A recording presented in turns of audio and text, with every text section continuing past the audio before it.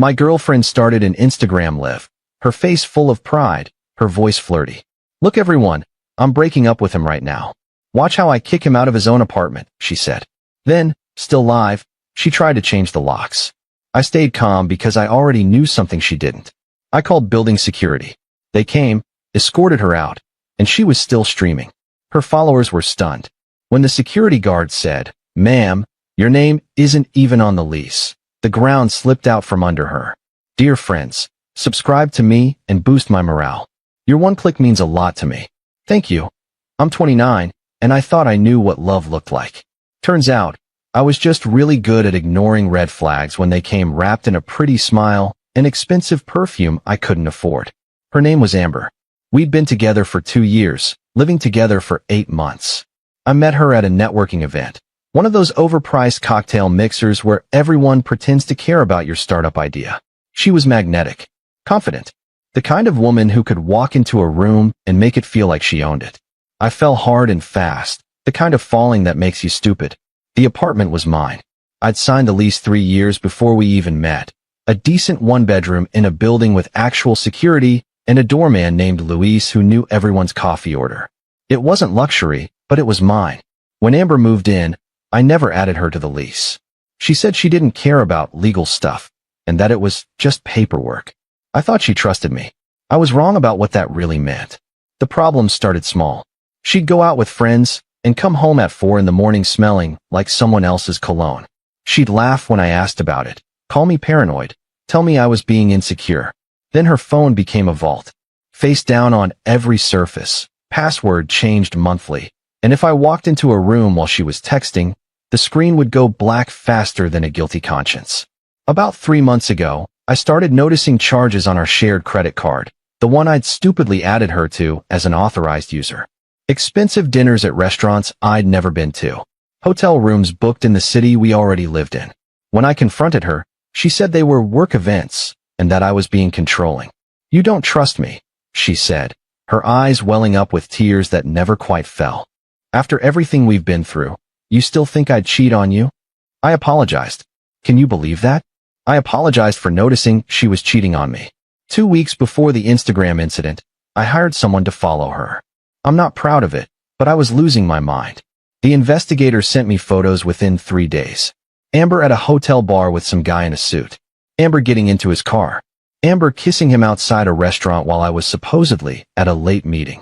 His name was Derek. He worked in finance. He had no idea I existed. I didn't confront her immediately. I know that sounds cowardly, but I needed to think. I needed to plan. Because by then, I'd noticed something else. She'd been talking about the apartment like it was hers. Posting photos with captions like "my living room" and "my view." Her friends commented things like, "Your place is so nice," and she never corrected them. Then came last Tuesday. I was working from home, sitting at my desk in the bedroom, when I heard her in the living room. She was on her phone, and her voice had that performative quality she used when she wanted attention. "Hey guys. So, I have something to tell you all," she said, loud enough that I could hear every word. "I'm done. I'm so done with him." I got up and walked to the doorway. She had her phone propped up on the bookshelf, Instagram live active, already over 300 viewers. She saw me, and her smile got wider. "There he is," she said to the camera. "Everyone, meet my soon-to-be ex-boyfriend. Say hi." I didn't say anything. I just watched. "So here's what's happening," she continued, her voice dripping with false sweetness. "I'm breaking up with him right now. And yeah, I'm kicking him out of his own apartment. Well, actually, it's my apartment now." The comments were rolling in. Her followers were eating it up. Heart emojis, fire emojis, comments like "YSSS Queen" and "You deserve better." She pulled out a screwdriver and a new doorknob set from a bag. "Watch this," she said to her phone. "I'm literally changing the locks right now. He's got 30 minutes to pack his stuff and get out." I pulled out my phone and called building security. Luis answered on the second ring. "Hey man, I need you to come up to my apartment. Now, I've got a situation." "On my way," he said. No questions. That's why I loved Luis. Amber was still streaming, still unscrewing the doorknob, still narrating her empowerment moment to her followers. I leaned against the wall and waited.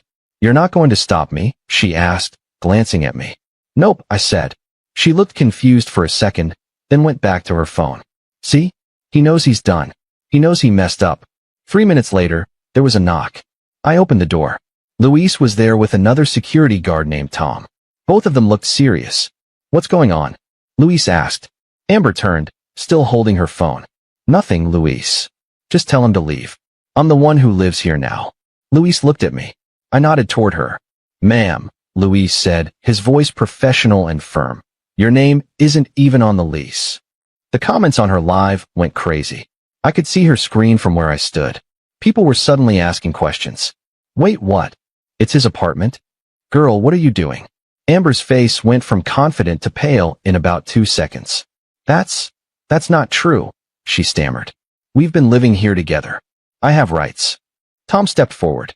Ma'am, we're going to need you to leave the premises. If you'd like to collect your belongings, you can do so under supervision, but you need to leave tonight. You can't do this, she shouted, looking at me. Tell them I live here. You don't, I said. You never did. Your name was never on anything. Not the lease, not the utilities, nothing. You were a guest. Her phone was still streaming. The viewer count had jumped to over 800. Someone screen recorded the whole thing. I know because it ended up on Twitter the next day. Pack your essentials, Luis said. Anything else can be arranged for pickup later. Amber tried to argue, but Tom was already on his phone with building management. She finally lowered her phone, ended the live, and started crying. Not the pretty, manipulative crying she usually did. Real, ugly crying. It took her 40 minutes to pack 2 suitcases. She kept looking at me like I was going to change my mind. I didn't say a word. When she left, she tried one last time. Where am I supposed to go? She asked. I don't know, I said. Maybe Derek has a couch. Her face went white. She opened her mouth, closed it, then left without another word. Update 1. It's been 3 days since Amber left, and my phone hasn't stopped buzzing. The video from her Instagram live spread like wildfire. Someone ripped it and posted it on TikTok, Twitter, Reddit, everywhere. By Thursday morning, it had over 2 million views across platforms. Her followers turned on her almost immediately. The comments went from "Yas Queen" to "This is psychotic" real fast. People dug into her Instagram history and found all the photos she'd posted of her apartment, her view, her life. Except none of it was hers. Someone even made a side-by-side comparison of her captions versus the reality, and it went viral on its own. Amber tried to do damage control. She posted an Instagram story on Wednesday night claiming I was abusive and that she was escaping a dangerous situation. That lasted about 4 hours before people started asking why she'd been laughing and joking on the live if she was so scared. Why she'd been trying to illegally change the locks instead of calling the police. The story disappeared, and so did she, at least from social media. Derek called me on Thursday. I don't know how he got my number, but I'm guessing Amber gave it to him. He sounded genuinely confused. Hey man, I just wanted to say, I had no idea about you, he said. She told me she was single. She said the apartment was hers, that she was a social media consultant working from home.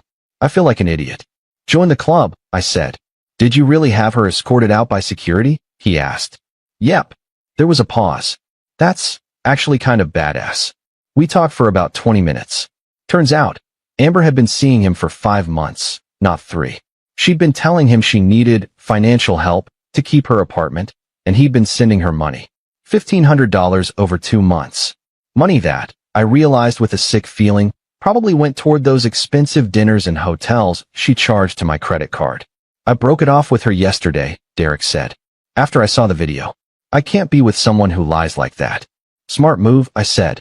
He wished me well and hung up. I actually felt bad for the guy. Update 2. It's been 2 weeks. Amber showed up at my building on Saturday with her mom. Luis called me from the lobby before letting them up. Your ex is here with an older woman, he said. Says she needs to get the rest of her stuff.